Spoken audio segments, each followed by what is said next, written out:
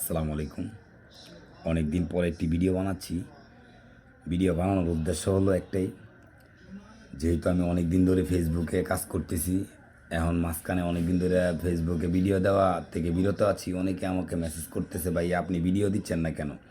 আমি ভিডিও দিচ্ছি না, উদ্দেশ্য হলো একটাই, আমি আমার সাংসারিকভাবে একটু চাপে আছি। আর আমার ফ্যামিলি থেকেও বলতেছে আমি এরকম ফানি ভিডিও যেন না করি, কেন ফাতলামি বলে মানুষ আমাকে। সো এটার জন্য আমি ভিডিও বানানো থেকে বিরত আছি।